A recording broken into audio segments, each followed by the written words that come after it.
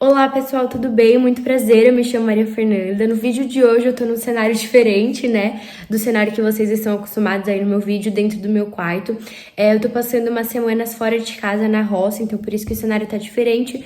Mas bora pro vídeo mesmo, que o vídeo de hoje vai ser contando um pouquinho mais sobre a minha carreira e a minha trajetória profissional. Então já deixa o like nesse vídeo, espero que vocês gostem. Se inscreva aqui embaixo no canal e compartilhe com seus amigos esse vídeo se você achar que faz sentido para ele conhecer e entender um pouquinho mais da minha trajetória. Então, bora pro vídeo!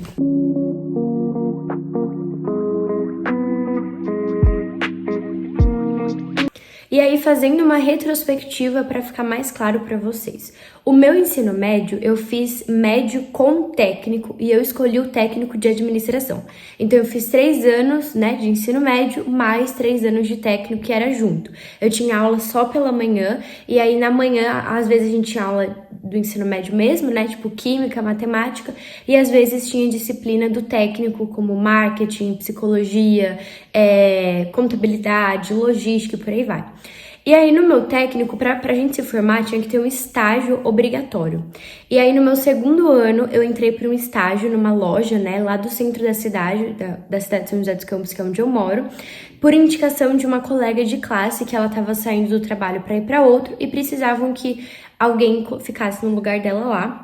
Era uma loja de manutenção de celular e eu fazia o estágio obrigatório de administração, né? Então, eu trabalhava de segunda a sábado e eu fazia rotina administrativa. Então, cuidava de planilha, cuidava de estoque, cuidava de tudo que saía e entrava, né, naquele dia.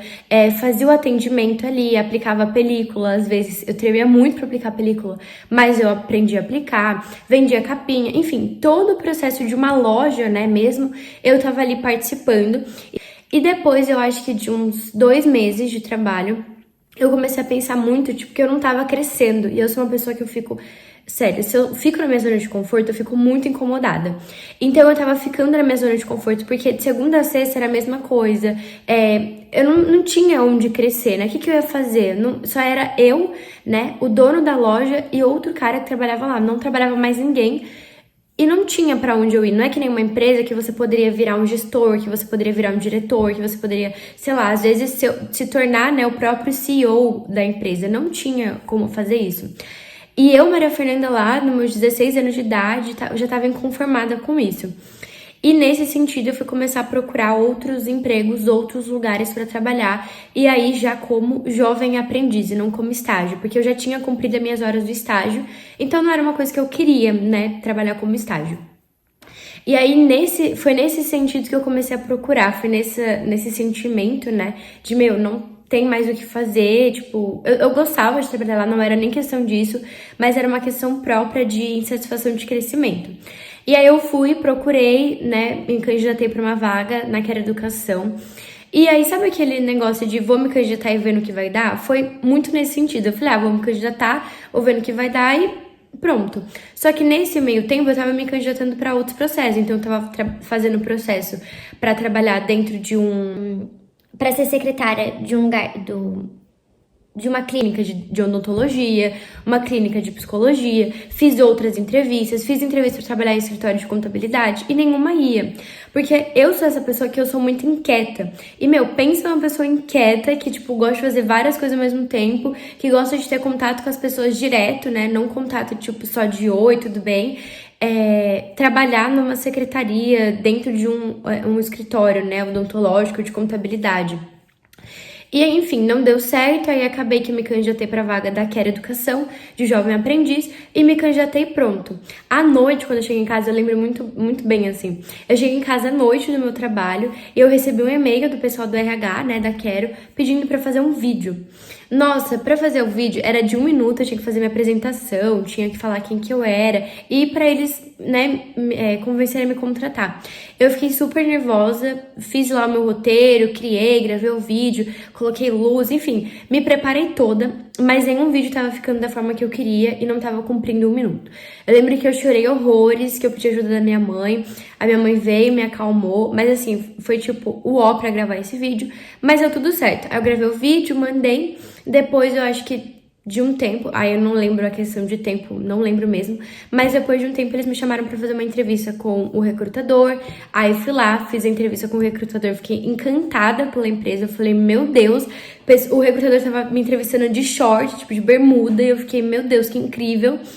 E aí, isso com 16 anos.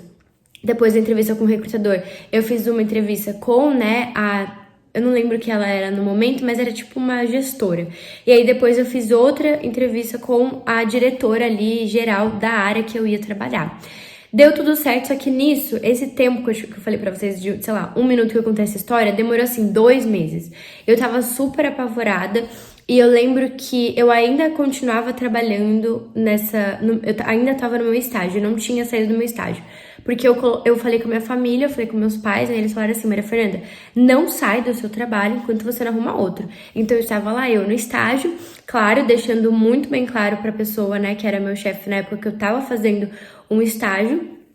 E aí depois foi isso, fiz todo o processo, deu tudo certo, comecei na Quero Educação, que é uma startup, né, na verdade a gente não chama mais de startup, mas é um modelo de trabalho como se fosse uma startup, né, então no dress code, não muita hierarquia, um ritmo super acelerado, tem bastante competitividade, assim, pra gente crescer, né, porque quando a gente pensa em startup, ela tem que crescer muito rápido, né? Então, é esse modelo de trabalho. E aí eu com 16 anos entrei, comecei como aprendiz, trabalhei na área de relacionamento, que é, digamos assim, o coração da empresa, né? E aí eu fiquei lá até o meu contrato, digamos assim, se encerrar, que era de 1 ano e 3 meses. Quando foi chegando perto do meu contrato, eu já tava dentro do time de treinamento e desenvolvimento. Na verdade, eu já tava no time fazia, sei lá, uns 5 meses que eu tava dentro daquela área. Só que eu trabalhava como aprendiz, então o aprendiz não trabalha todos os dias, né? Porque tem a capacitação semanal do CIE, então tinha esse trâmite, né? Trabalhava só 6 horas, e aí ao mesmo tempo eu comecei a faculdade de psicologia, e nisso eu trabalhava como aprendiz também. E aí chegou um tempo, acho que julho, assim, que eu conversei com a minha gestora, né, e falei, olha, tá acabando o período do meu contrato, o que vai acontecer e tal, e aí ficava super naquela incerteza de, vou ser efetivada, não vou procurar outro lugar, e aí, nossa, várias reflexões, mas deu tudo certo, fui efetivada, e aí eu fui efetivada para trabalhar dentro do time de T&D. E aí, resumindo, trabalhei acho que 11 meses no time de T&D e depois abri um processo seletivo interno, né, para trabalhar no time de pessoas, que era na área de RH, para trabalhar como recruiter. E é uma área que, assim, falando de psicologia, eu gosto muito da psicologia clínica e organizacional. E aí eu olhei para aquilo e falei, nossa, eu acho que eu devia me candidatar. E aí eu fiquei pensando, fazendo várias reflexões, porque assim, eu gosto de crescimento, eu não gosto de zona de conforto. E quando eu olhei para aquela vaga olhou para mim, tipo, rolou uma identificação muito grande. Eu fui ler a descrição da vaga, fui ler as exigências e tudo, eu falei, meu, tem que ser, vou me inscrever. Me candidatei, respondi lá o processo e tal. No início não contei pra ninguém da minha família, só pra minha mãe inicialmente, não tinha contado pra ninguém. Eu tenho esse negócio de querer guardar, né, pra mim. E foi a mesma coisa quando eu me candidatei pra Quero lá como aprendiz. Eu não tinha contado pra ninguém, só pra minha mãe mesmo, pro meu pai, pra mais ninguém. Quando eu fiz o processo seletivo interno, eu não contei pra ninguém, só pra minha mãe. Nem pro meu pai tinha contado, porque senão ele ia ficar mais ansioso do que eu. Aí acontece que eu me candidatei, aí recebi um e-mail, né, pra fazer a entrevista, fiz a entrevista, aí depois tinha um case, fiz o case, depois mais outras 2 entrevistas. Só que rolou várias outras coisas nesse meio tempo, né, muita ansiedade, e aí depois de 2 meses eu fui chamada pra trabalhar como Associate Business Partner, que é um braço, digamos assim, da business partner. Faz a mesma coisa, né, que uma business partner, que seria cuidar das áreas. Então, ela não é líder de uma área específica. Por exemplo, não é líder de Reclame Aqui. Ela é líder da área de produto. Ela não é líder também. Eu não sei explicar, mas ela faz um pouquinho de tudo, desenvolve os projetos, faz pesquisa de clima, por exemplo, os colaboradores estão reclamando muito de X assunto, é a business partner que vai tentar resolver. A pessoa que é pedir desligamento, a business partner vai tentar resolver. Coisa de salário, essas questões um pouco mais burocráticas, né, do colaborador mesmo. Cuida de quem já está na empresa, diferente de um recrutador que cuida muitas vezes, meses, né, e o foco para quem tá fora.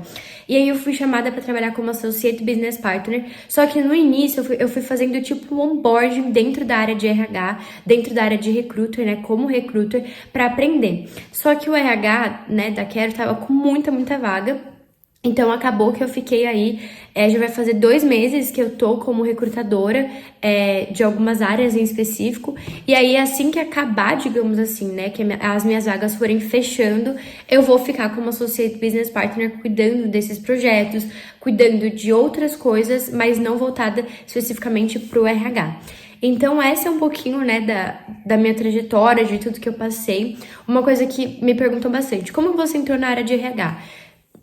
Eu falo a verdade, tipo assim, eu não tinha nenhum curso, eu não tinha nada, mas eu tinha muita vontade de aprender e muita vontade de colocar a mão na massa. Então, assim, eu não sabia, mas eu tava disposta a aprender, eu tava disposta a tentar, a arriscar, a assumir, né, BO, porque dentro da RH acaba acontecendo muitas coisas que a gente precisa tomar essa responsabilidade como nossa e não terceirizar a responsabilidade.